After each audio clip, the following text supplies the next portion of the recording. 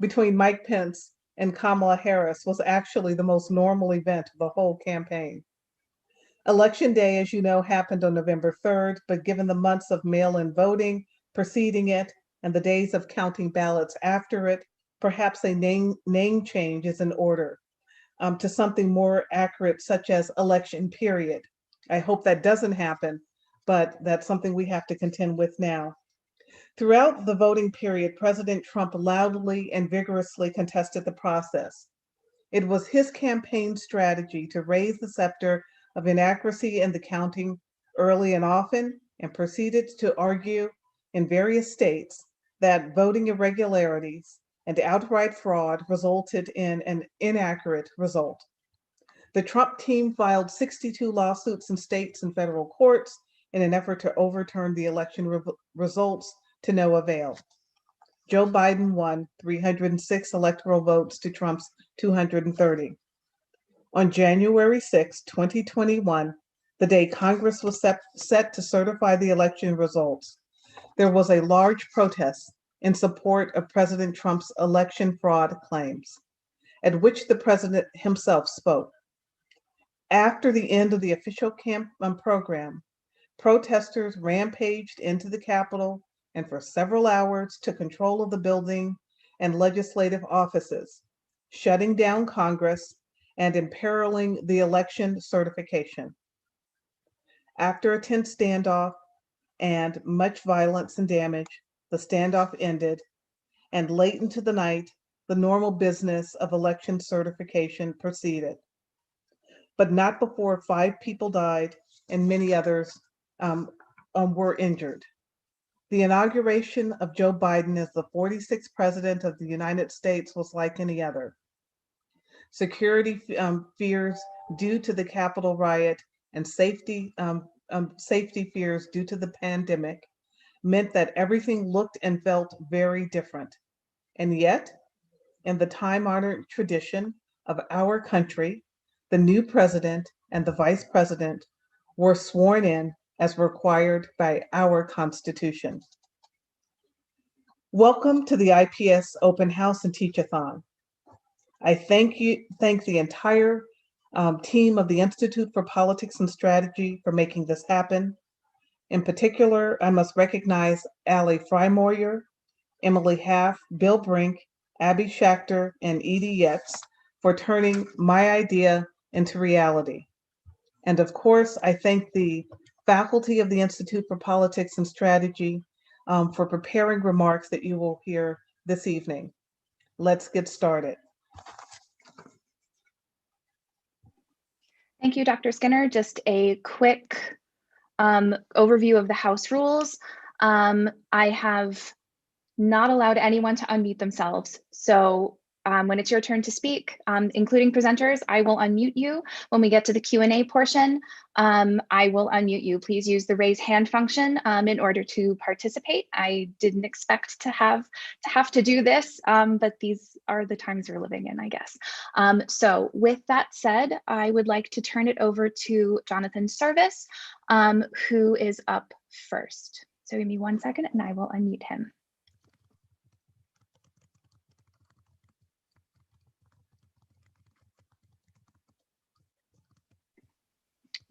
Never mind, we're going to go straight to Alma. Excellent. Thank you so much, Ali, Kyron. I do have some slides if that's possible. So my name is John Chin. I'm the research coordinator in the Center for International Relations and Politics. My research is related to democratization and the future of democracy, which is actually a course that I'll be offering this summer. I do research on protest and coups in particular. So I wanted to talk a little bit about the implications about the risk of coups and coup politics in the United States. First, I think the good news is I think that in the short run, the risk of a coup in the United States has abated with the transition to the new Biden administration. One Earth Future, who puts together a forecast of coup risk around the world, estimates that the United States only has a risk of 0.08% of a coup attempt in 2021. So that's reassuring, at least from the perspective of classic coup d'etat, which usually 96% of the time, according to a data set that I've compiled, involves the military, right? So that is something where over the past year, as the election conflict really ramped up, I think that the risk of a coup obviously did escalate. And that's something that now, at least in the short run, will abate. One question that I wanted to address is, so did the United States actually experience a coup over the last several months? Or really did it suffer a self-coup, right? An executive-led coup by President Trump to try to overturn the election. And there are a lot of takes on it, and a lot of focus, of course, with the insurrection that occurred on January 6th. But from the perspective of a coup scholar, I think that more of the interesting dynamics about the attempt to subvert the election was the fact that so many of the actions that President Trump took were quite public, right? Most coup plotters act in secret, right? If they want to try to seize power, Trump was tweeting all the time, right? Now he's been banned. There were some things that were legal, including all of the court cases, and then other things where the legality, Trump administration and/or Trump administration officials may have been in legal jeopardy. So the call with Georgia Secretary of State Brad Raffensperger and so on. I think some of those other efforts actually come closer to the sorts of coups that I historically study. What we do know is that Trump did not get any overt support for his bid to stay in power from the military or other security forces. So again, given that 96% of all coups involve overt support from the military, that was an important reason why Trump's attempt to stay in office failed. President Trump also didn't get the support of key election officials in swing states, or from Vice President Mike Pence, of course, to not certify the election on January 6th when things came to a head. So my quick take is, in part, I think what we saw with the culmination on January 6th, perhaps, was in fact a failure to stage a coup and then leading to these violent protests. More troubling, though, in the long run, though, is that coup attempts tend to beget more coup attempts, and you can wind up in a place where coups once were sub-rationally unthinkable in a country like the United States. It just, no one even thought that it would even be possible. And now, right, coup is a word that has entered political discourse and is commonplace in US politics. And so in that way, the United States is less exceptional than perhaps it was. Yeah, no, I cannot share screen. Okay.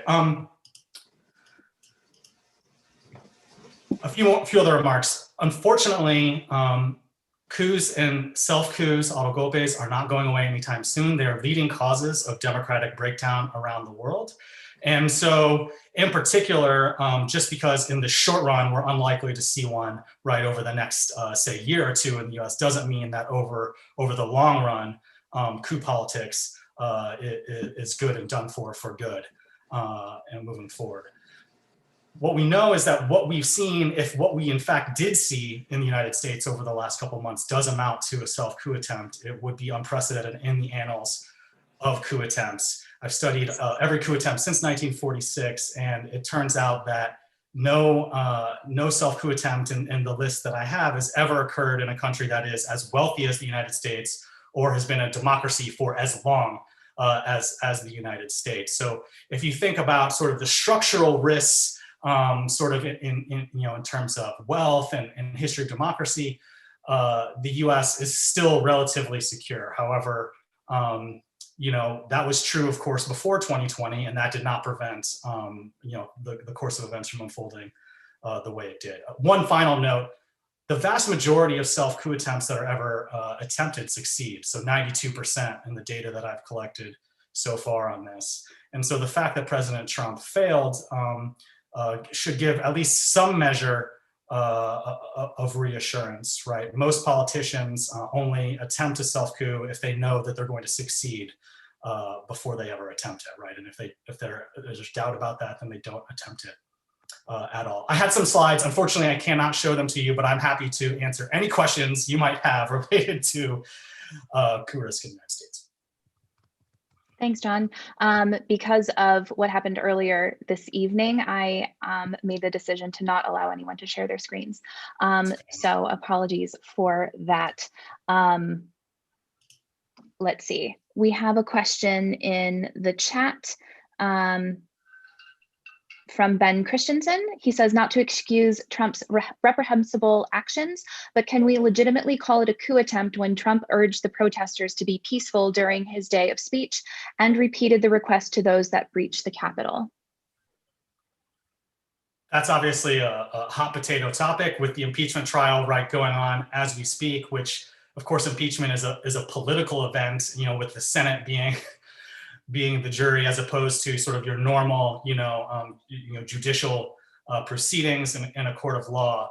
I mean, I would say that there is a level of ambiguity about whether we saw a coup attempt or not, in part because President Trump, I think, tried very hard to at least present the face that he was not overstepping his legal or constitutional lines there. So I do think that, in contrast to some clear-cut coup attempts like what happened in Myanmar, even more recently, right, where it's pretty cut and dry that that was a coup attempt. The military locked up Aung San Suu Kyi. That there is there is more room for debate in the U.S. case. Thank you. We'll do one more question for you, John, and then we'll go back to Jonathan Service, who has joined us. So the next question is from Adiva Duda, who asks, in your research, is it possible to predict a future coup or self-coup attempt? It's possible. That isn't to say that political scientists have done a great job of it so far. The CIA has actually dumped a lot of money into what was initially called the State Failure Task Force, now the Political Instability Task Force, explicitly trying to predict such things. Some other scholars are working on this as well, including myself. So I actually hope to be able to generate better forecasts, especially given the evolving evolution of coups and where they happen. The coups today are not the same coups as they happened in the 1960s and 70s. So our predictive models about who's more at risk for a coup or a self-coup, I do think are in dire need of updating. If any of you are interested in working on that kind of project, being a research assistant, any students of you out there, feel free to reach out to me. Excellent plug, John. So we're going to take this one from Ronnie Rosenfeld because I know he has to leave a little early, and then we'll go to Jonathan, promise.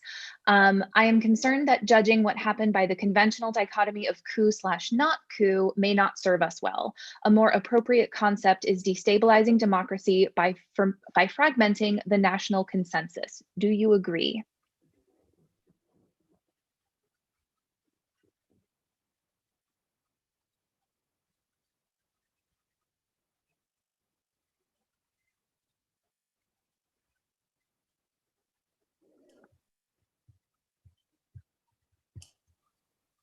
I do think the coup, not coup debate will tire out quite quickly. I mean, what's more important is how political actors, how they're actually behaving and what implications that has for the actual risk of democratic breakdown or democratic erosion. So to the extent that coup maybe is no longer the right typology, we either need to adjust our sense of like what kind of coup are we talking about, or coup with adjectives, or bring in sort of other language, as long as we're being precise with what is actually a risk and threat to democracy. Thank you. And now we'll go over to Jonathan. And I know Jonathan also had some slides to share, but again, apologies for that.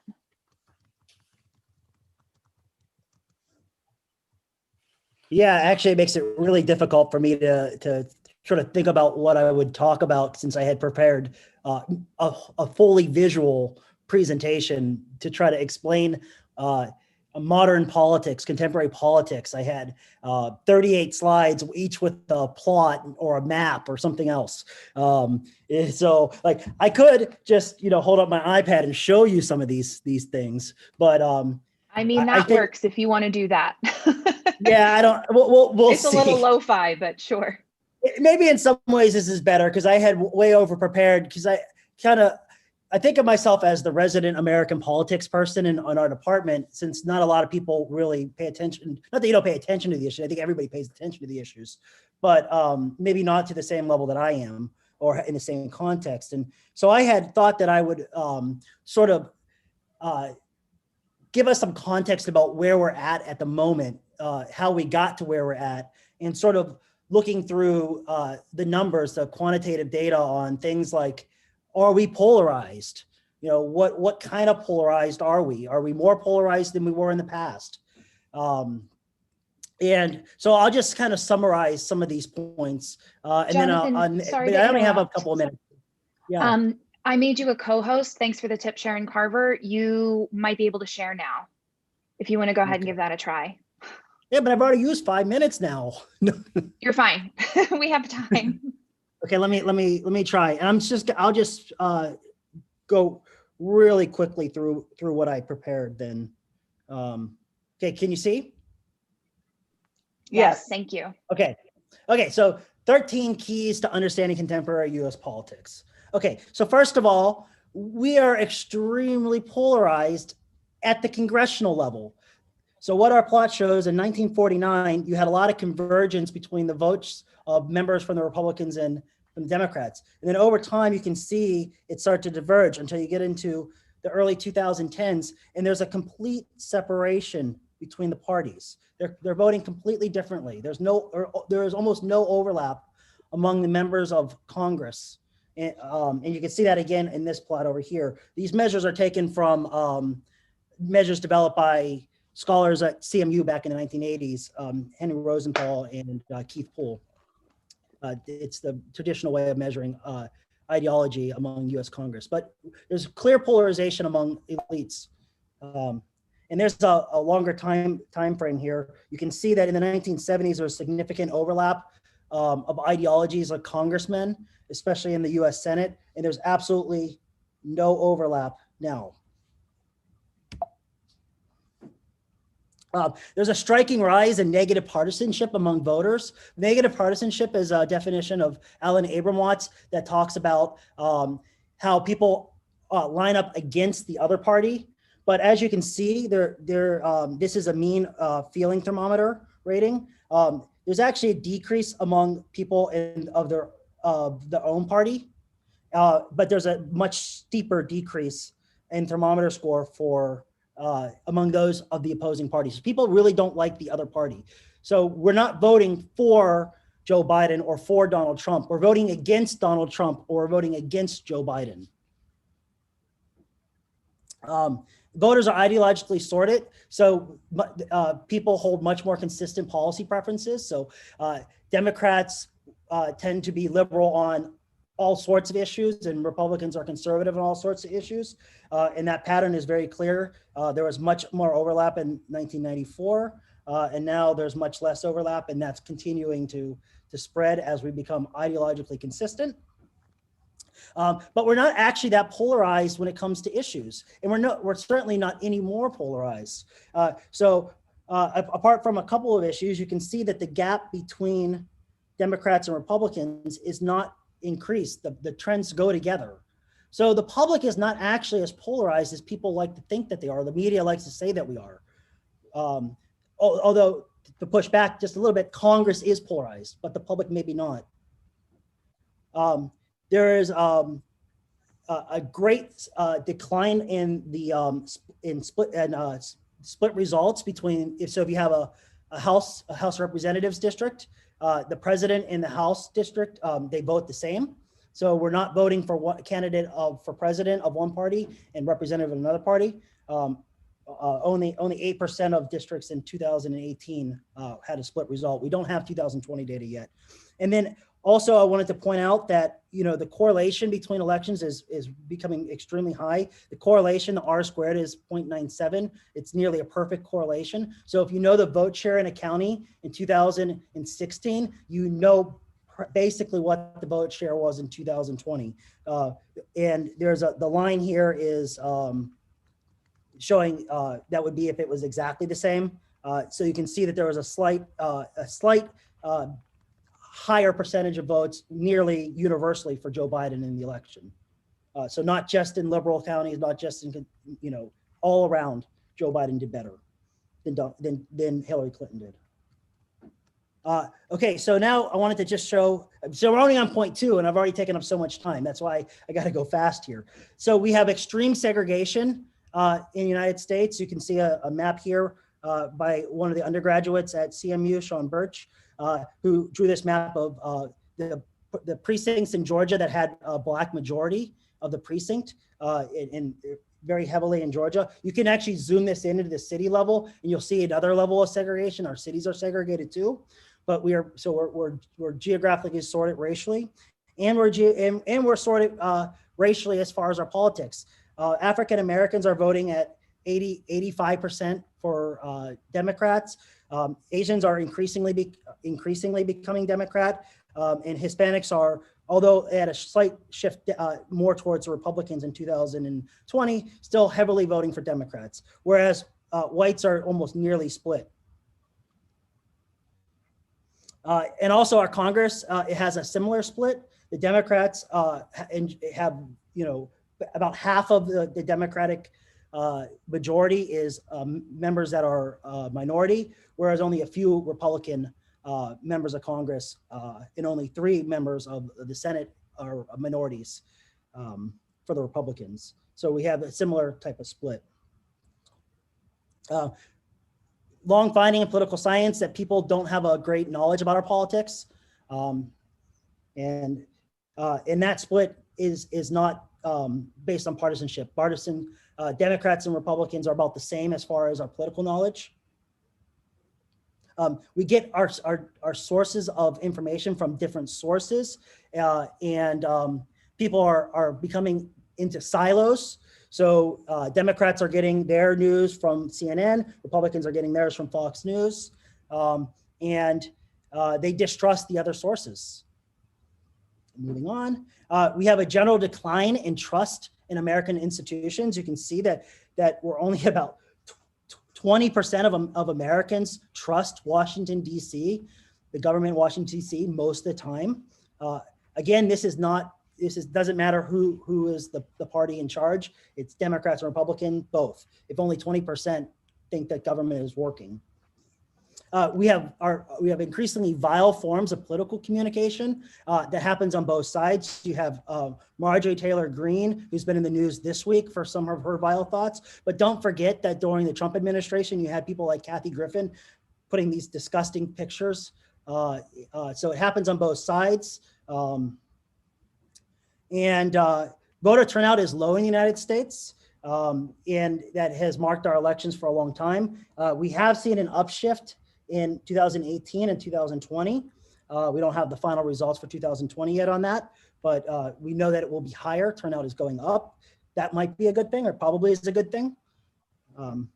But turnout is also dictated somewhat by income. So when you're at low income, you vote at much lower rates. And when you're at a very high income, you vote at much higher rates. The cost of running a congressional campaign has skyrocketed. The average campaign for US Senate in 2018 was $15.7 million. A House race can cost as much as $18 million, and it costs at least $500,000 to run for Congress. And that doesn't necessarily include those who lose. And when it comes to policy outcomes, the elites do much better for getting what they want. It doesn't really matter what percentage of the public favors something. It's an equal probability of having the platform be enacted. But if you're an economic elite, this is a finding of Gillens and Page from 2014. Economic elites do much better. If economic elites agree on something, they generally get what they want. So we live in a time of fiercely competitive elections at the national level. This graph up here shows you that the Electoral College, this is the popular vote margin for the winner, is very, very low in the modern era. You have 2 times where you have reversals, where the winner of the popular vote was not the winner of the electoral vote. But generally speaking, our elections are very close. Same thing for House of Representatives. You can see that for a long time, the Democrats enjoyed majorities in the House, but in the modern period, you see an oscillation between the 2 parties. But this is marked with significant partisan bias benefiting the Republicans in all 3 branches. So again, very quickly, in this current Senate, the Republicans won 50% of the seats, 50 seats, with only 45% of the vote. In Pennsylvania in 2012, Republicans were able to win 13 out of the 18 seats of the Pennsylvania House of Representatives, and won less than a majority of the votes. And this is still, new work to do, but there's some bias in the Electoral College. That bias is not always there, but it appears that there was some bias in the Electoral College. So even though Joe Biden was able to win, he had to win by higher vote shares. This is just showing that we are increasingly in divided government, as we all are well aware of. There are very few competitive states in the United States. Only 14 of the 51 states plus DC actually were somewhat competitive in this election. Same thing for House of Representatives. You can see a decline in the number of House seats that are actually competitive. And the inter-election swing between the elections is decreasing. So whatever the vote share was in 2016 was highly correlated with the vote share in 2020. And you can see this trend over the last 30 years, very sharply decreasing. As I said earlier, congressional elections are highly nationalized. So what happens in a congressional district is likely to be the same as what happened in the presidential race in that congressional district. Same thing for the US Senate. Whoever won the US Senate, whatever party was able to win the US Senate likely won in the presidential election as well. Divided government at the state level has gone down. So as it's gone up in the national level, it's gone down at the federal level. And so only 12 governments have divided government in 2020. The regional geographic patterns of our election are the exact opposite as they were a decade or 100 years ago. So the Democrats were once really strong in the U.S. South. Now they're not at all strong in the South. They can't win at all. Even Georgia didn't make this cut because this is the above and below the median. And Georgia would have been the closest seat for Biden. We have a large urban-rural split in the United States. The correlation between partisan vote share and density has gone way up. Okay, so real quick, that was all for that. So now we just quickly say that that one party controls all 3 branches of government in almost all the states. Only 21% of Americans live in states that have divided control of their state government. So redistricting is the next battle. I actually made the New York Times for the very first time in my life this week, so it's very exciting for me. So the next battle is in Congress. First things first, we have apportionment that it was supposed to come on December 31st, but the US Census is behind. So here are some estimates of what we can expect. Pennsylvania is expected to lose 1 seat in the US House, as is California. For the first time ever, California is going to lose a seat. Texas is going to gain 3 seats and Florida is going to gain 2 seats. And these are going to have some effects on the composition of the US House. And as far as redistricting is concerned, I've already showed you a map of divided government. Divided government is helpful for creating fair districts. There are other ways of getting fair districts, independent commissions, advisory commissions, things like that. But there are lots of states that have trifecta governments where one party controls the process and then can create unfair maps. And so those are the ones we're going to be paying a lot of attention to. And then finally, one last thing, we have US Senate elections as we do every year. Not every state has an election. As of right now, there are 3 Republicans who have announced their retirement, including our Pennsylvania senator. Republicans are defending more seats in the 2020 election. So looking forward, a lot is going to ride on how states are able to draw fair or unfair districts for the US House, and what the national climate is given the first 2 years of the Joe Biden administration, and whether he can show that he can govern. And if so, the Democrats are in a very good position to win at least a couple more seats in the US Senate. And if not, we can expect to see divided government for at least 2 years of the final 2 years of the Joe Biden presidency. So that's all I have. And I'm sorry for taking a little bit more time. I tried to go fast, but thank you for letting me to share with you this stuff. Thanks, Jonathan. We can take one quick question for you, and then we have to move on. If anyone has a question, you can put it in the chat directly to me or raise your hand. Gone. Okay, let's go to Danny Nadal. Jonathan, thank you so much.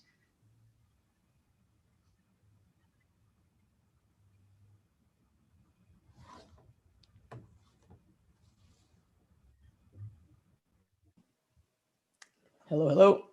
Testing 1, 2, 3. Hi, folks. So I'm gonna try to go quickly here, recover some of the.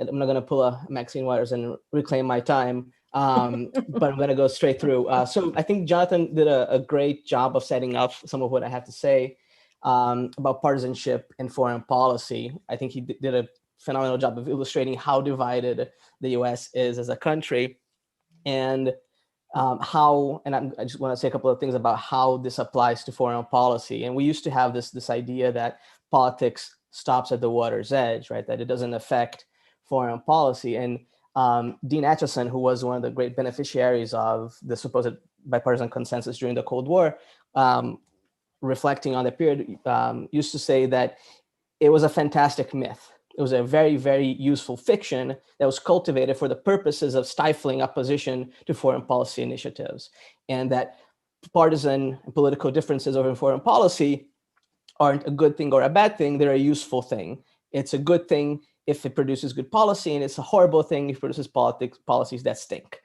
right? And he reminded us that it was a rhetorical device used to justify stifling dissent in an era where you could point to foreign threats to stifle dissent in a variety of ways, but it was never a reality, right? There was never consensus on what the national interests was or how to pursue it.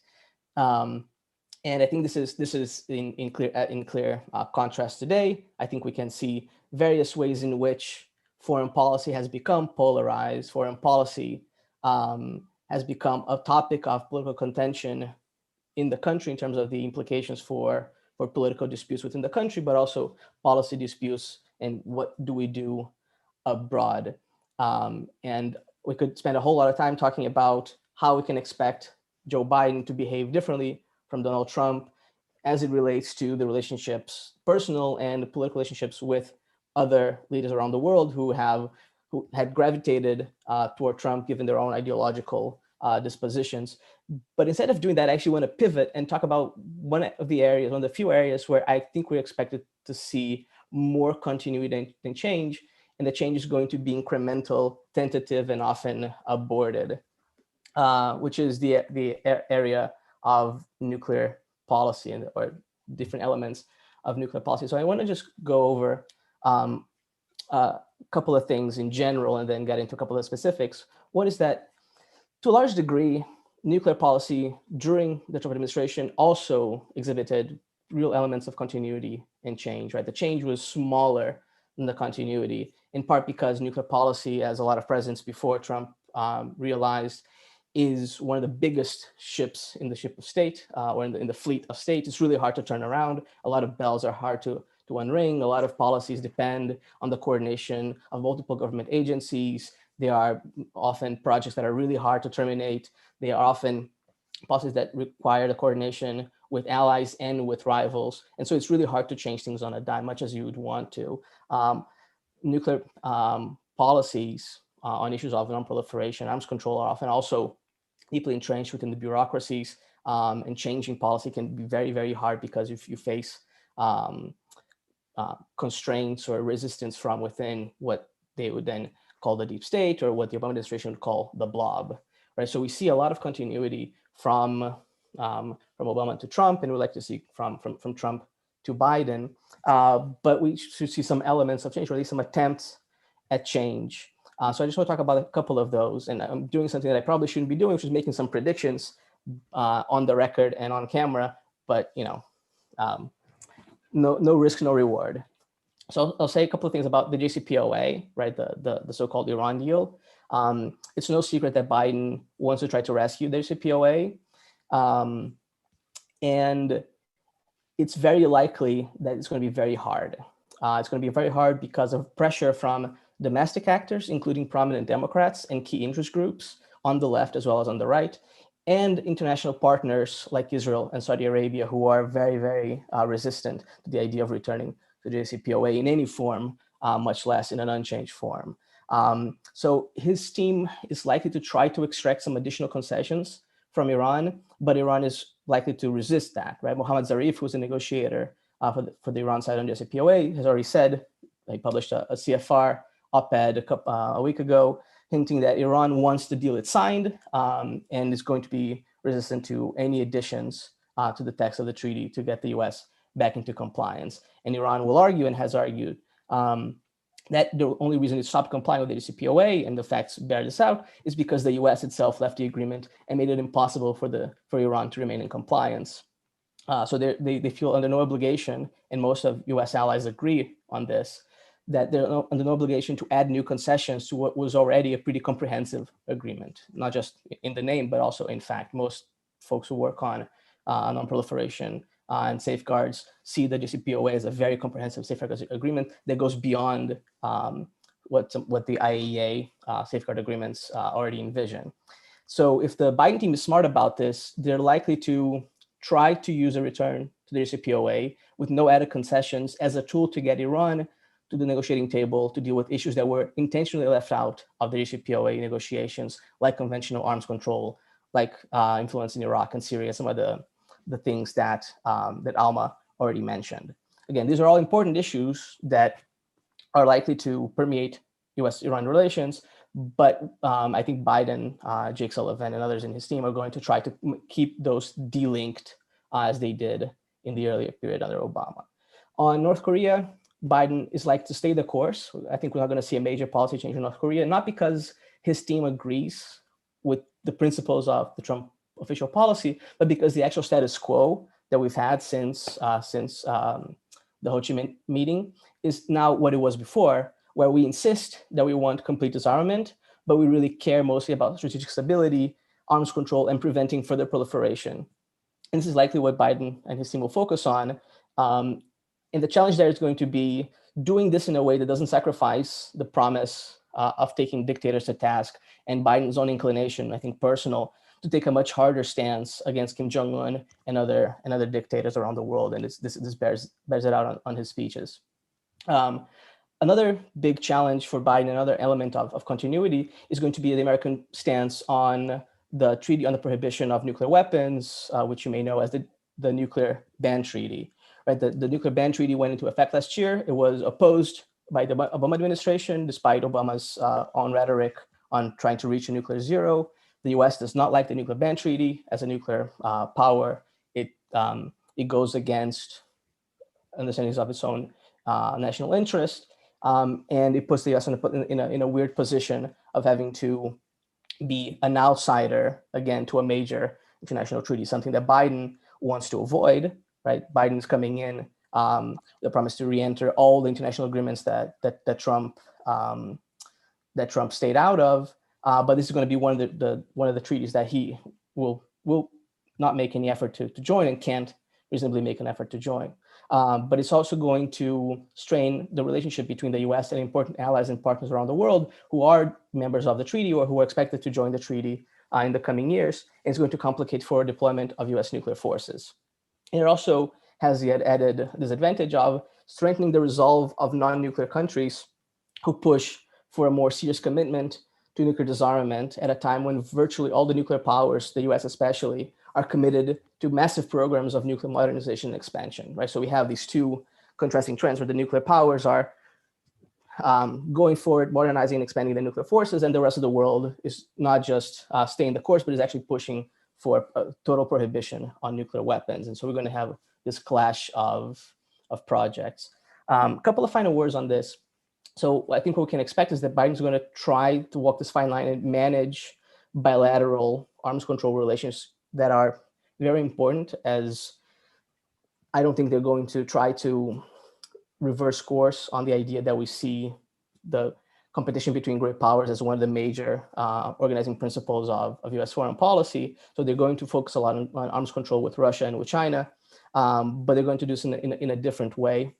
I think they're likely to try to not only extend the New START Treaty, which they already did for 5 years, but also try to amplify the New START Treaty to regain some of the benefits that they see as being lost from Trump's decision to walk away from the INF Treaty. And they're likely to drop the previous administration's insistence on multilateralizing the INF to include China, which some, including myself, would argue was a red herring to make it impossible to rescue the INF. And I think all of this is being done as they start to think about how to do arms control with China, which I think is an overblown problem, but it's over the horizon going to be a major challenge, which is, I think, the main impetus here is that what Biden wants is a reversal of really what was a big change in the Trump administration, which is a declaratory policy change and a doctrinal change to elevate the importance of nuclear weapons and nuclear strategy in overall US national military posture and US national strategy. So I think Biden and some of his advisors have positioned themselves in a position to some, but not all, of what we can call the vertical and horizontal expansions of the US nuclear arsenal, right? The investments in new weapon systems and the infusion of nuclear elements into different rungs of the escalation ladder, or the idea that we need more usable nuclear weapons to serve different purposes, not just to deter existential threats, but to coerce and to deter conventional threats from rivals, namely Russia and China. And they're going to have to do this while also trying to walk a line in pushing for an expansion of nuclear energy. And in the past, we've had the problem where nuclear becomes a single bucket, and opposition to nuclear weapons elevates opposition to nuclear energy. And because Biden has placed climate change, I think rightly, as the key strategic challenge for the United States in the 21st century, there's an expectation from a lot of places that this can't be done. You can't address climate change without talking about nuclear seriously and adopting a more pragmatic posture towards nuclear energy. And so it's going to be really hard for them, I think, rhetorically, and as a communications, from a comms point of view, to de-emphasize nuclear weapons and to come back to some sort of nuclear taboo-like thing at the international level, at the level of military policy, while trying to rescue the reputation of nuclear energy as one of the tools that we have to address climate change. And that's all I have to say. Thank you. We can take one question and then we have to move on to Bill Marcelino. Bella, let me unmute you.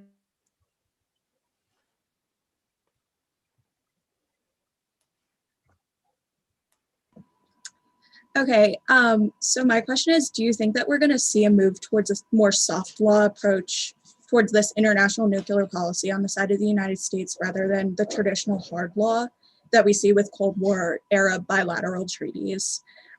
Since we already have these established organizations that deal with these for future agreements with the multilateralization, do you think that'll be more soft, I guess? So I think, I don't know if we have enough information to point to a more soft law approach. I think what we can see more change from the previous administration is a greater emphasis on multilateral instruments versus bilateral instruments. And again, the bilateral levers outside of Iran weren't pulled on very heavily, right? Trump didn't push Brazil to adhere to the additional protocol of the IAEA, which is something that previous administrations have tried very hard to do, right? It didn't try to pull the levers. It didn't pressure Turkey to limit its burgeoning civilian nuclear energy program. It didn't come down hard on Saudi Arabia as it's making moves to expand its own program. To some degree, it actually encouraged them, and there's some evidence that that was done in ways that circumvent congressional authority. So there are things that the administration could have done on non-proliferation that didn't do, that are weird historically, looking at Democratic and Republican administrations in the past. To some degree, this reflects, I think, Trump's own belief that some degree of nuclear proliferation might be a good thing, which he said multiple times during the campaign and after. But also, I think it was just not the priority. I think Biden's going to pull some of those levers a little more tightly. He's going to exercise more direct influence over partners to get them to. But they're also going to have to expend a lot of energy getting allies not to sign up to the nuclear ban treaty, right? And that's going to be a tightrope. But I think we're going to see more reliance on multilateral instruments trying to revalue the NPT and change, what they say, change the mood at the next NPT review conference. And that's going to be a challenge because they're also going to be seen as the spoiler because it keeps preventing states from joining the nuclear ban treaty. So it's going to be a really tough balance to strike, where you try to revalue multilateral agreements, multilateral instruments to prevent proliferation, while also being seen as a great impediment to what is a revolutionary advancement in disarmament around the world. So it's going to be tough. I don't think they're going to have an easy time doing that. Thank you. We'll take one more question from Tristan Oler, who asks, what do you think is necessary politically to enact a national nuclear policy change of accepting the nuclear ban treaty? I don't think it can be done. I think I really don't see how it can be done. I think what we're likely to see, best case scenario for disarmament proponents is huge unilateral cuts in the US arsenal and huge doctrinal shifts where the US finally declares a no first use policy, right? That's, I think, the best we can hope for, but the US will never, I just don't see how the US could ever, in the current political environment, disarm. I just don't see how it can happen. And one sort of black swan prediction, and this again, it's happened before. Presidents who often come in with a very hard line on non-proliferation and disarmament, who are very much against nuclear weapons, often end up being the ones who preside over huge increases in the US nuclear arsenal because of domestic pressures and international changes. This happened under Carter, where we think of the big increase in US nuclear weapons happening under Reagan, but actually starts under Carter. The shift towards a counterforce war fighting policy starts with Carter, not with Reagan, and Reagan actually ends up walking it back and pushing for arms control of the Soviet Union. This happened under John Kennedy, who as a senator was a huge proponent of disarmament and arms control, ends up presiding over arguably the largest increase in the US nuclear arsenal. So there is a chance that Biden, by virtue of conditions out of his control, will end up being one of the presidents who brings us back into Cold War level spendings on nuclear weapons and a huge increase in our nuclear arsenal, and going forward with the development of these new weapon systems and the deployment of these weapon systems and the doctrinal innovations that come with them, and brings us much closer to nuclear Armageddon again, which would be terrible for everyone, but it's happened before. Thanks so much. We'll go over to Bill Marcelino now. Bill is our newest adjunct instructor. So welcome, Bill, to IPS. And we're excited to hear what you have to say. So let me unmute you so you can say it. Okay. Hi, everybody, and thanks for having me here. In my day job, I'm a senior behavioral scientist at the RAND Corporation. Brand new here, but it's really exciting and great briefing so far. Thank you all. I'm going to share some slides and talk about election disinformation efforts, foreign ones that happened in the 2020 election, likely from Russia, and I'll cover that. So I think I can share my screen now. I believe I can. I'm disabled from sharing at this time.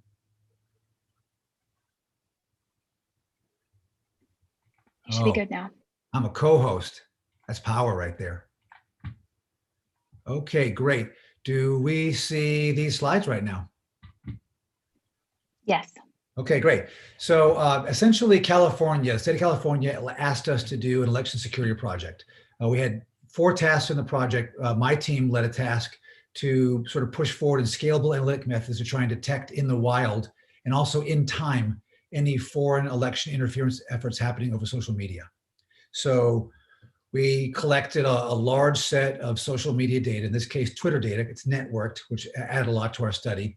And we got basically 2.2 million tweets from 630,000 unique Twitter accounts using a set of election terms to get talk about the US election from Americans.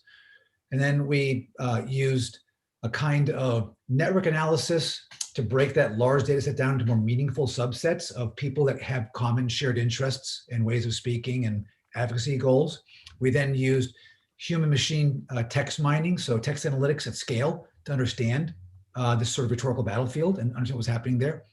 We then used a supervised machine learning method, so classifiers.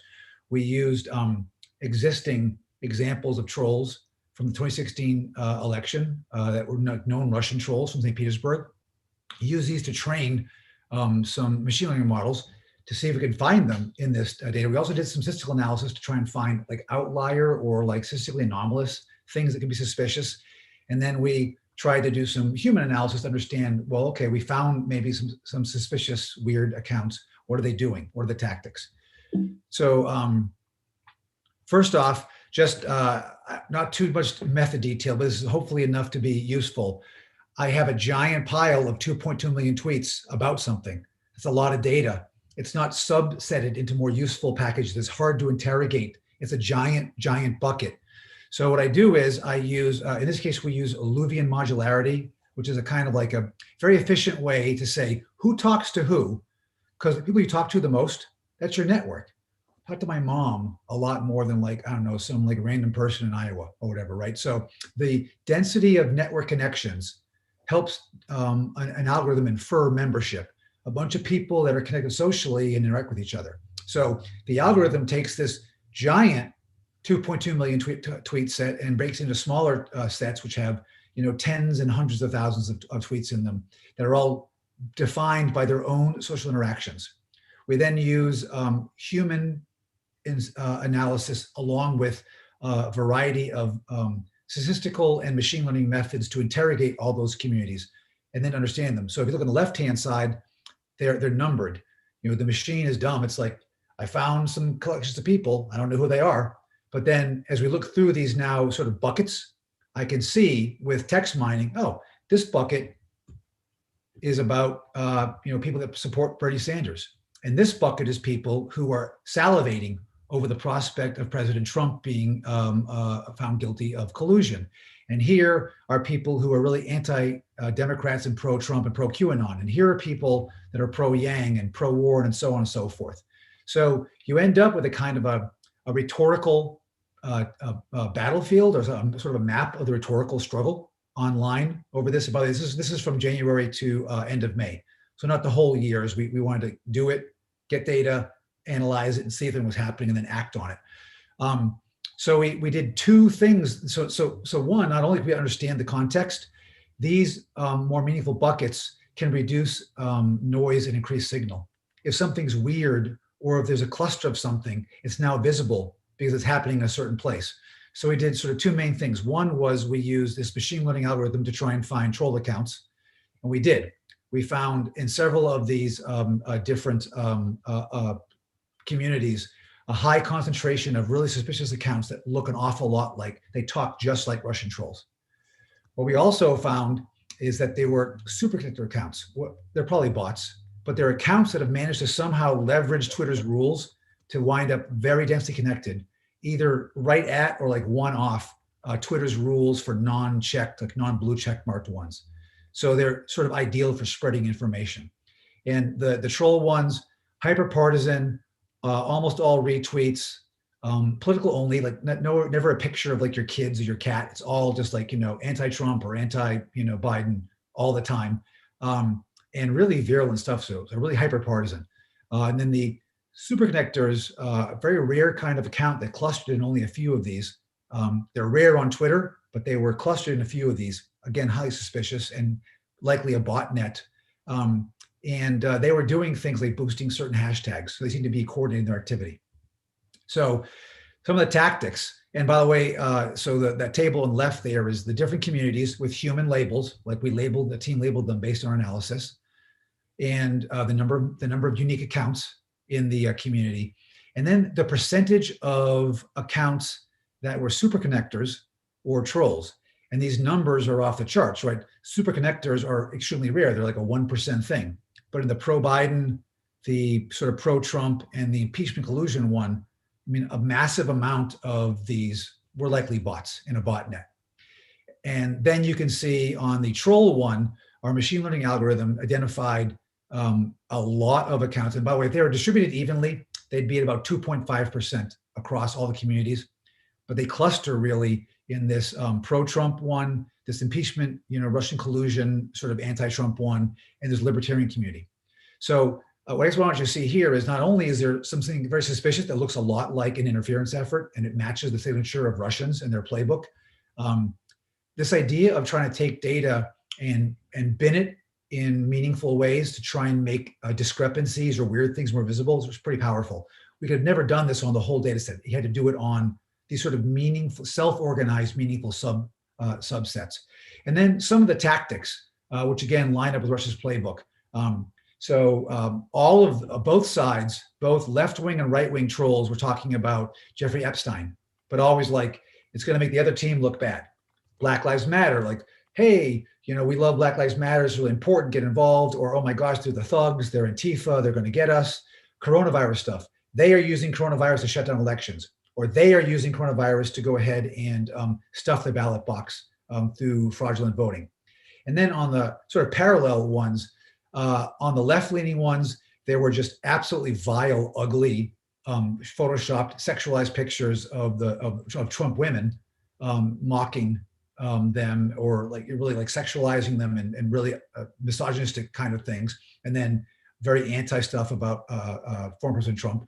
And then on the right-wing stuff, the same thing. Really vile, racist, and sexualized content and images around former First Lady and about Joe Biden. So a lot of parallelism, which again supports the idea this is a common actor working, right? They have like almost identical playbook and tactics. They're just sort of like left and right skewed. This is an example of how these trolls, in addition to all this hyperpartisan content, how they sort of boosted hashtags in coordination in a way that's very suspicious. It's a non-human way of doing things. On the left-hand side here is a tweet, Caucus for Bernie. And you can see that most of the people that tweeted Caucus for Bernie had 10 or more hashtags used, which is normal. When you use hashtags, you use a lot of them. Look on the right-hand side, this Bernie one, which came out before the caucus had actually ended, before the election had ended, and there'd been like the primary had ended, there'd been like a caucus decision. Immediately, this one, Bernie 1, came out, clustered in the Bernie Sanders community, and most of them used 1 or less than 10 hashtags, really unusual behavior. So coordinated, unusual hashtag behavior from these accounts that our troll algorithm said are de-trolls. So another sort of intersecting way of finding that there's a problem, or kind of triangulation. And then here's an example of how boosting happens with these superconnectors, these likely bot ones. So here's an ordinary normal one on the left-hand side, Yang Gang. I guess people that supported Andrew Yang would use like Yang Gang as their thing. And what you can see is the vast majority of them have less than 5,000 friends. Like, unless we are a celebrity, most of us, whoops.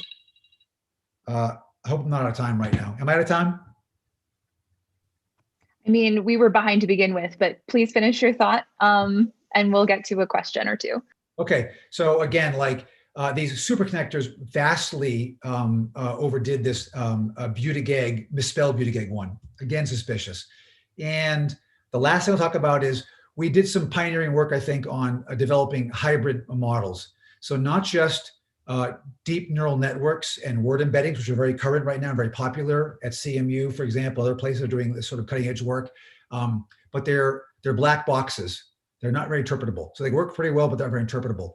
We managed to combine these with a human taxonomy of rhetorical moves developed at CMU. I got my doctorate at CMU, and Dave Coffer in the English department actually developed this taxonomy.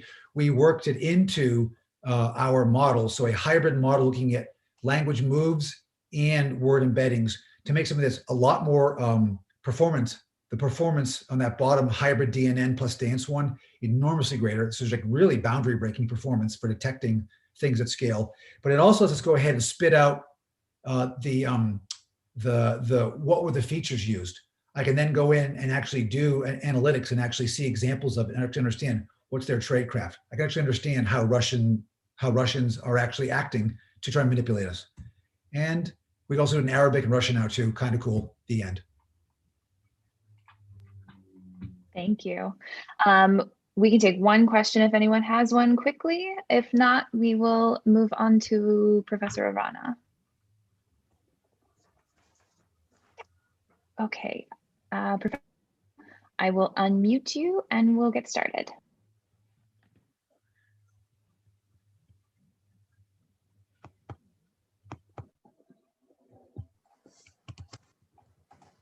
Okay, hello everyone. Very interesting talks. I will do a little coup here and take you out of the US. There has been a lot of discussions about threats to the American democracy, and I think it is useful to briefly discuss how the comparative experience about democratic erosion and democratic breakdowns in presidential systems can shed light on what can happen in presidential systems. So I want to do a little exercise here. And let's assume that all of you are democratically elected presidents that want to become a dictator. I will be your advisor, and I will try to help you as a consultant. In doing this, I will use as a background the experience from countries such as Peru under Alberto Fujimori, Hugo Chavez under Venezuela under Hugo Chavez, Russia under Vladimir Putin, Turkey under Recep Tayyip Erdogan. So I want you to think of democracies as buildings that are supported on two pillars.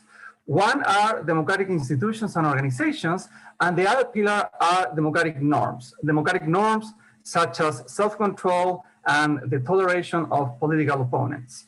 So let's focus on the norms first. The erosion of democratic norms is very important because norms are what support institutions. Democratic institutions by themselves are not enough to keep democracies alive. So breaking democratic norms is key in this goal of leading a democratic breakdown. So first of all, in terms of democratic norms, if you're the president, my suggestion is that you need to polarize. You need to prepare the ground for a violent takeover of power. You should treat your rivals as enemies. You should denigrate and insult. And this is very important to degrade the political speech and eliminate rational discourse. Link your opponent to things such as corruption and terrorism. Link the media to fake news, to lies, and to partisanships. You should emphasize that the country faces security threats and other types of threats, because in doing so, that will help you to later on curtail civil liberties and political rights. If there are protests, push for the harsh repression of protesters. Attack the free press. You don't have a democracy without a free press. So if you undermine the free press sufficiently strongly, you can get away with all types of abuses, from corruption to the worst human rights abuses. We're very familiar with that type of abuses in Latin America.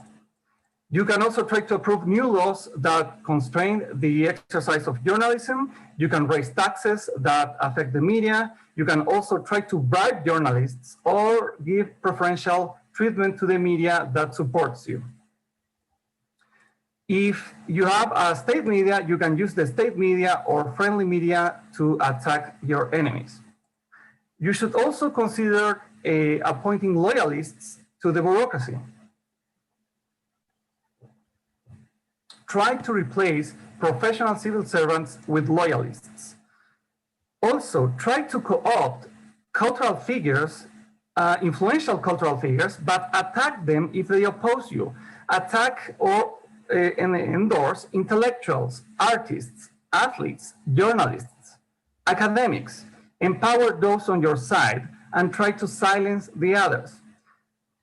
Final type of behavior that you should follow is accuse fraud when the electoral results do not favor you. Now, what about democratic institutions? Try to abuse your powers. How can you do this? In numerous ways. Try to bypass Congress. Try to govern issuing executive decrees, which in the US it's equivalent to executive orders. Try to bypass the judiciary when it constrains you.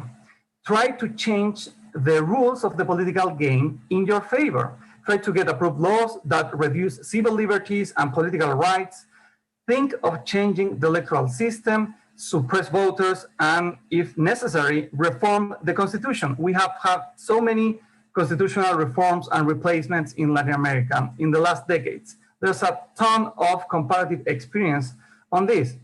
Also, use neutral, non-partisan institutions to your favor. You can use law enforcement agencies and the intelligence agencies to harass opponents. They can help you, for example, to leak to the press that a politician has a lover. Agents can pay intimidating visits to your opponents. You can even try to poison your opponents. You can use the regulatory agencies to favor supporters, especially if they're wealthy and influential, and to affect the interests of the elites who oppose you. This is something that Putin did extensively. Consider using the taxation authorities to go after your opponents when they are, it doesn't matter if they are politicians, media outlets, or businessmen. In some countries, there's a lot of tax evasion, but you can use the taxation agencies to go selectively against your opponents. Now, I want to conclude these remarks talking about two key players. One, the military. The military have a quasi-monopoly of physical force. So if you can use them for a coup, then you can turn the country into a dictatorship. That's what happened in Myanmar. Think of Myanmar, what happened this Monday. Now, how can you gain the favor of the military? You can order salary increases. You can order promotions. You can dramatically increase the number of generals. Today, Venezuela has more generals than the US. You can appoint militaries to your cabinet, bring them to politics. You can organize military parades. You can purge, remove potential dissidents in the military. Now, the thing with advanced democracies or countries that have a democratic tradition with professional and non-partisan militaries, it is not easy to gain their support to stage a coup. And that's when there's an institution that is key for any overreaching presidents who want to turn a democracy into a dictatorship. And that is eroding judicial independence. That's absolutely key. And it's absolutely key, and it allows you to almost inevitably succeed in your attempts to erode or democracy or lead a democratic breakdown, because everything that the government does become legal. So even if you have a professional military, if there isn't a judicial independence, then you can make your dreams come true. So that would be my advices as to a democratically elected president with authoritarian proclivities. Thank you. Are there any questions for Professor Arana? We have one from Charles Mansfield. Give me one moment and I will unmute you. Hello, Professor Rana. Thank you for your presentation. Quick question. I understand at the beginning you were talking about polarization and how that can kind of delegitimize current institutions, but wouldn't a better angle to go about that theoretically be kind of emphasizing external threats? That makes any sense? Because then, and how kind of current institutions have failed to deal with them in a sense, and then that then legitimizes your kind of potential dictatorship. When you're talking about external threats, what were you thinking about? All right, so obviously you could do other countries and kind of military conflict, or I don't know. I guess that's a good one, or like just outsiders too. But that's maybe a little bit more focused on immigration. But I don't know. You know what offers an excellent, but this is a great question. So I wanted to learn more what you were thinking. What offers an excellent opportunity to lead a democratic breakdown is when you have a crisis, an economic or political crisis. And we are living in those times. So I have a paper, a working paper in which I have the help of numerous research assistants, in which we counted all of the illegitimate responses to the coronavirus by governments. And there have been more than 40 governments who have led these power grabs since the onset of the pandemic. So emphasizing any type of security threat is a great opportunity to take over power. Let me mention two historical cases relatively recent. Alberto Fujimori in Peru, he used the fight against domestic terrorism as an excuse to produce an autogolpe in Peru. There were some bombings in Manila, in the Philippines, in the 1970s that allowed the president to stage a self-coup again. So yes, threats, security threats, or any type of crisis offer an excellent opportunity for a president or a head of government to lead a power grab.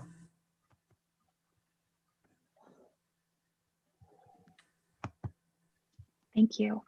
We are going to move on to our next speaker, Professor Daniel Hansen. So Professor Rana, thank you so much. And Professor Hansen, I will unmute you shortly, as soon as I can find you. There you are. All right, thank you. This is so much fun. I hope people are getting a lot out of this. I enjoy hearing a lot of these fantastic presentations and comments. So I'm going to talk about the impact of the election on international economic engagement. And when it comes to this issue, I think there's a couple of salient points here. So the first is the concept of credibility in international relations. And the second is just multilateralism more broadly and the differences of the view of multilateralism between the Trump and Biden administration, right? So starting with credibility. So I think in terms of this, we can see very clearly that when it applies to international economic negotiations or any negotiations at all, domestic politics matters, right? And my friend Danny Nadal was setting this up very well here. And I think the easiest way to think about this is actually the JCPOA, the Iran deal, right? So Trump tears up the Iran deal. And what do we have now, right? Like, okay, Biden's in power. Biden maybe wants to have a new deal, maybe wants to get some more concessions from the Iranians. But the whole point is the US tore up the agreement and we sacrificed all of our credibility here. So the big question then is, why would the Iranians stick their necks out if they have this very real concern that they're only going to be undercut later down the road, right? Especially for hardliners in that context, there's absolutely no political incentive to actually take that step, right? And this is actually why I think it was in a way so tragic. I would never have advised tearing up the JCPOA, but once he did it, President Trump was really the only person in a position to actually try to get a better deal because he's the only one that could have delivered Senate ratification, right? And so that's what you really need in this bipolarized context to actually get some stability there, so that other actors actually perceive that what you're saying you're going to do, you're actually likely going to do down the line. Because what we have right now is a situation where, okay, Biden's in power, maybe he is more receptive to multilateralism. How much does, I mean, it matters. How much does it matter? I think that's a really important concern because right now people are saying what's going to happen in 2022, right? Are the Republicans going to suddenly take back, both the Senate and the House, which could easily happen? What's going to happen in 2024, right? Is Trump going to run again? Is one of his kids going to run? Are they going to be the next president? These are all concerns that international actors that we're trying to do business with have to take into consideration. And it matters a lot, again, for the same reason that it would matter for the Iranians.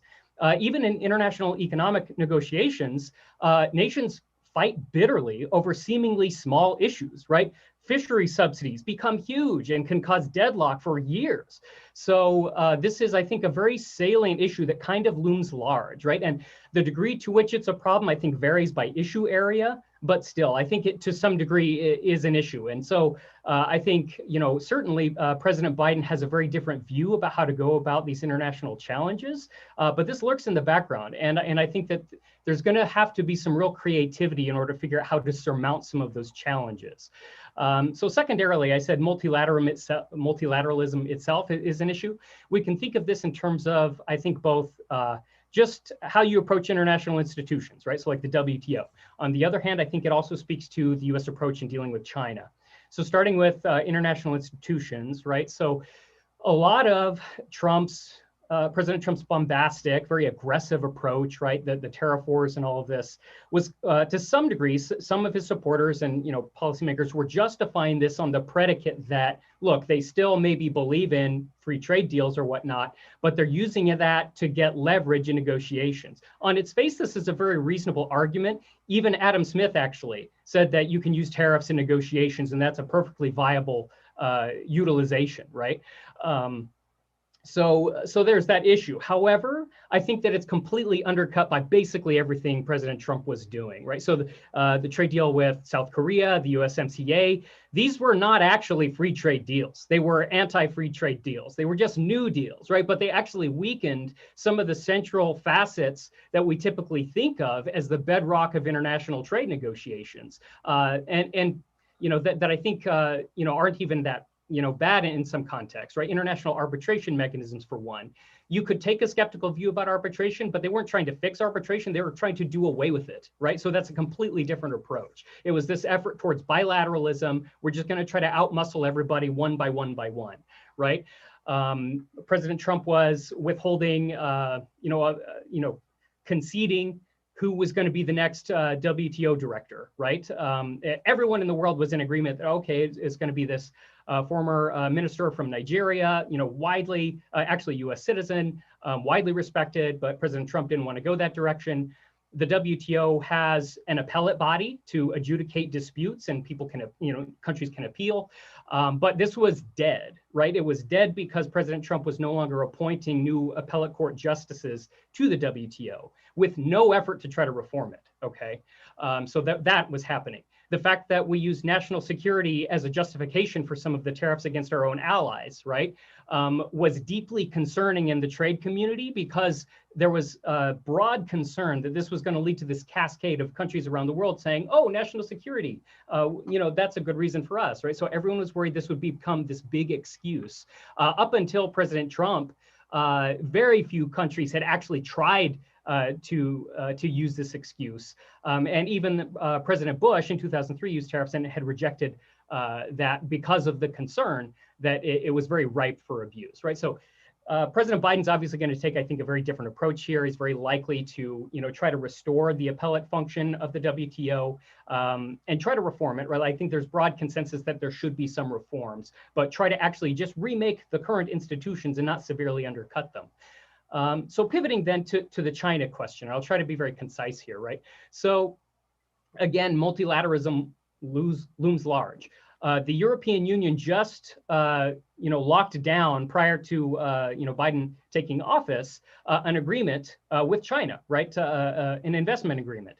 And by most accounts, part of the reason this happened was because China really wanted to accelerate the time frame prior to Biden taking office. And the reason was they were very concerned that if Biden took office and there was not yet a deal in place, Biden was actually going to try to tag up with the Europeans and it would grind the gears down. They were worried that we were going to try to drive a harder bargain and extract bigger concessions out of them. And that's why they were so hurried to try to get that in place. And this, I think, speaks to the heart and soul of everything that's happened in the last 4 years and how things are going to be attempted to be different under the Biden administration, right? Because that simple fact alone, I think, speaks to the different strategy. As soon as Trump took office, he tore up the Trans-Pacific partnership, right?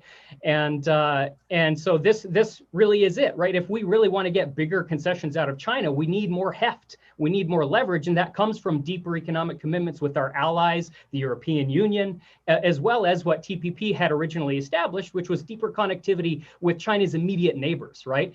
What happened after Trump tore up the TPP was Southeast Asian governments were very miffed, right? They were very frustrated for the same reason that the Iranians were frustrated that we tore up the agreement with them, which is that it undercuts them, right? They take political costs to give these concessions, and then the U.S. walks away from it, right? So anyways, what they did was weaken some of the provisions that the U.S. had fought hardest to get into the TPP. They weakened them, and then they just re-ratified essentially without the United States, what we call the CPTPP, right?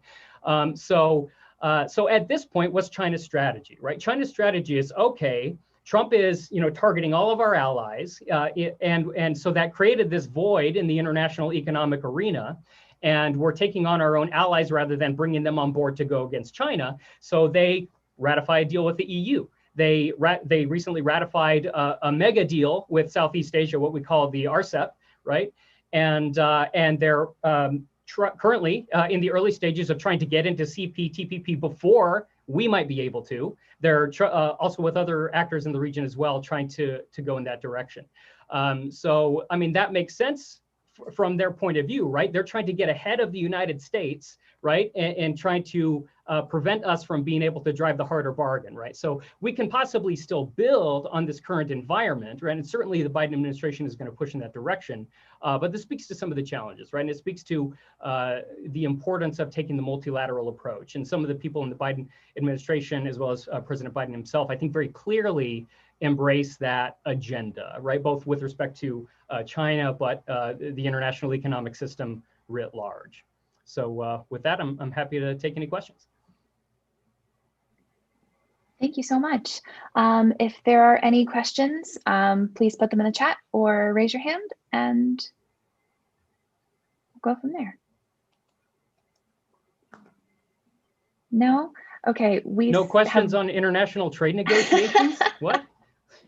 We have one more speaker to get to, and then I know Dr. Skinner has some final remarks, so we can wrap by 7:30. So with that, Professor Hansen, thank you so much. And we will move on to Professor Dan Silverman. Give me one moment.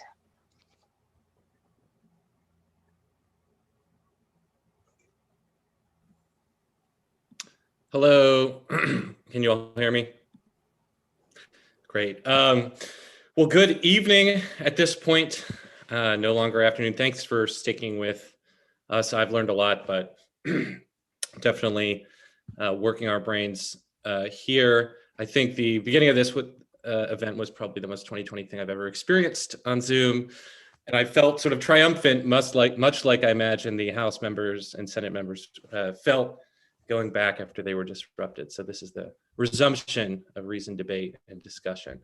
I'm batting cleanup here. I'll try to be brief. I am Dan Silverman. I'm a postdoc here in IPS, focused on security and the Middle East. I do a lot of behavioral and quantitative research, but I'm going to talk about some big policy issues here. So just a couple thoughts on our foreign policy towards the Middle East under Trump and transitioning to Biden. There's so many, you could go a million directions when talking about Middle East policy, but I'll focus just on two that I think are we're at the top of Trump's agenda and are probably likely to be pretty high on the list for Biden. So those are Iran and the Israeli-Palestinian conflict. I was a little worried that Alma, with her vast expertise on Iran and Iraq, would overlap with my remarks there. But actually, it wound up being Danny and some others who took us into the JCPOA. But so you got a good entree to this. You know, I'll give you like a quick refresher on what Trump did and what he was trying to do. You know, try to be fair here. What was the logic underlying the moves that were made? And then kind of, okay, what were the major critiques that are out there? And then where does that leave the Biden administration moving forward? On Iran, you know, there wasn't, the policy wasn't really very hard to discern. The Trump administration was extremely skeptical of the JCPOA and the diplomatic agreement to curb Iran's nuclear activities. And the major thrust was to pursue a more aggressive and unilateral approach that they called the quote unquote maximum pressure campaign. Basically, the administration withdrew from the JCPOA on charges of Iranian cheating. They imposed harsher sanctions, and they designated the IRGC, the Iranian Revolutionary Guard Corps, and its regional proxies officially as terrorist organizations. You know, I think the logic here was compellence. It was to compel Iran into making greater concessions on the nuclear front and the broader foreign policy portfolio. In practice, what happened? It's worth having a refresher. We've all probably been so consumed with our own domestic turbulence recently, but that led to, in 2018 and 2019 and early into 20, I mean, our headlines were pretty consumed at times with the sharp escalation of tensions in the Persian Gulf, right? We were really brought to the brink of a war, open war. And, you know, it's easy to forget that we had a US military strike in Iran that was called off while the planes were in the air. And ultimately that was averted. That was after a tit for tat escalation that was happening. Then later, more opportunistically, the US did assassinate Iran's top general and one of its leading national figures, Qasem Soleimani, in Iraq. So there's a whole story of how these things came to be, but they did cause a great sort of outpouring of anger and resentment in Iran and in some of Iran's key allies. Iran responded with a missile barrage at our bases in the region, and there were a lot of vows and calls for revenge. Thankfully, this immediate crisis did de-escalate and sort of die down. But I think the broader concern is one of threatening and antagonizing Iran, creating more nationalism, support for hardliners, and incentives for the leadership to race towards a nuclear weapon. So today, Iran is enriching at a far higher level of 20%, and is much closer to a bomb than it was before.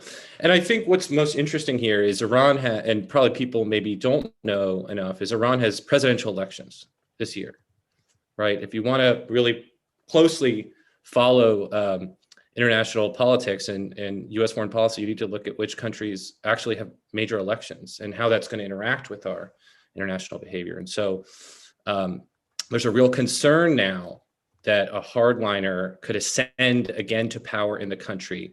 And the hardliners did very well in parliamentary elections last year, and that there could be a new Ahmadinejad in power soon in Iran. So that's something we really have to watch. On the Israeli-Palestinian issue, there were also some pretty stark changes that the Trump administration pursued and implemented, including recognizing Jerusalem as Israel's capital and blessing the annexation of the Golan Heights, both long-standing issues that were reversed. The probably biggest development, though, was the quote-unquote Abraham Accords, which were a set of peace deals between Israel and Arab neighbors, notably Morocco, Sudan, UAE, and Bahrain. Technically it refers to the UAE deal, but you often talk about those as a set. So these were, governments that agreeing to recognize each other, to cooperate, also opening up flights and commercial and cultural engagement. From the administration's perspective, clear wins that unite some regional players against Iran and are going to bring other social and economic benefits to the region. And I do think there are some key benefits, there are some benefits that need to be recognized and lauded here. even sort of foreign policy liberals who would normally praise and champion sort of a person-to-person contact theory approach, like with the U.S. Restoring relations between the U.S. and Cuba. A similar logic could potentially take root with some of these countries as they engage with each other more over time. However, there are possible critiques, including the fact that a lot of this rapprochement was already happening in practice, and that we did give away some key concessions to secure these deals. I go more into those if you want: arms, weapon sales, and support for some territorial changes. But I think really the broader concern here is what this means for Israeli-Palestinian peacemaking, right? It's a departure from the traditional paradigm of the two-state solution and a move towards what is called the quote-unquote one-state reality that's becoming increasingly popular among a plurality of Israelis and Palestinians, and got more official sanction at the highest levels of the US government. So what does that mean moving forward? Is the two-state solution dead? And how are the Palestinians likely to react to that? And their backers in Lebanon, Iran, elsewhere? That's a really key question as well. So ultimately, these are kind of the landscape. This is the landscape facing the Biden administration. Are they going to seek to go back to sort of the traditional approaches of prioritizing diplomacy with the Iranians and the Palestinians as the way to solve these problems? I think they want to. The question is, can you hit the reset button? And one of the things I think that the Trump administration did was lock in some of these policies. It's hard to take back concessions that you've given to the Israelis, whether it's on Jerusalem, the Golan, et cetera, to the Arab states involved in the Abraham Accords, without paying a domestic political price or international political price. And similarly, and this was discussed by some of the other speakers, there's a real question about whether we can reinitiate diplomacy with Iran aggressively, even if we want to. Do they still trust us? Are our allies, our European allies, still invested in that? Or are the forces of confrontation on both sides sort of out of the box?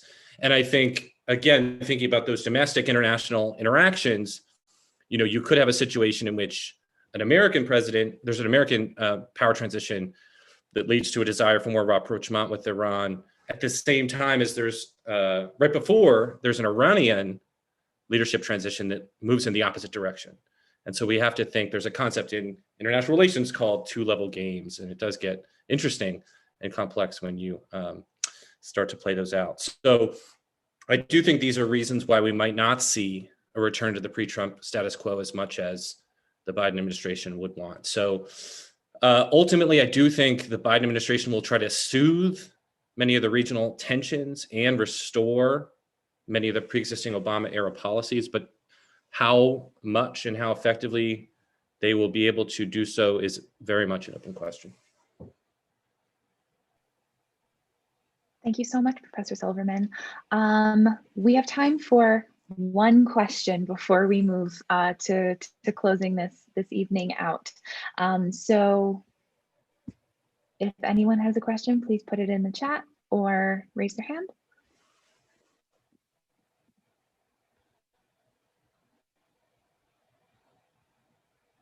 No? Okay. Well, thank you everyone for being here and to our presenters. I would like to pass it over to Dr. Skinner now for final remarks.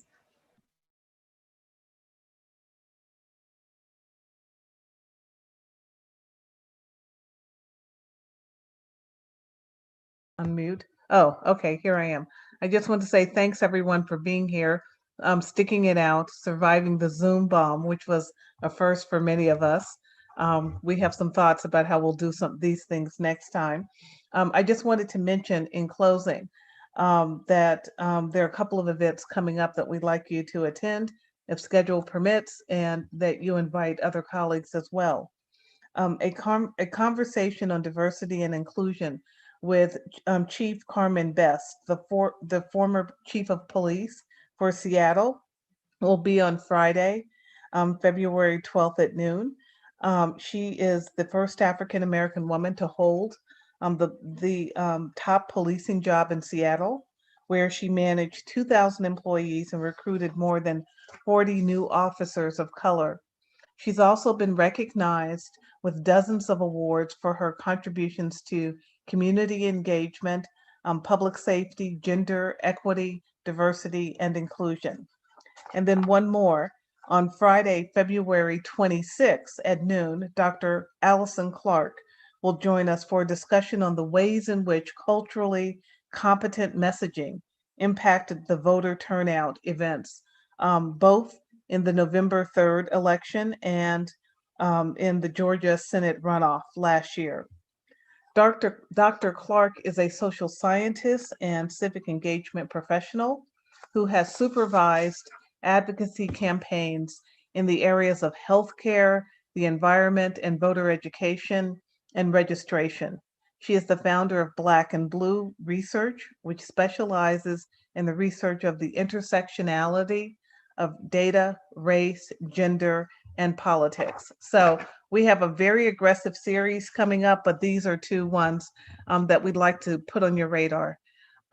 Thank you, everyone. Again, thank you for Allie for staying composed throughout the various dynamics of the night.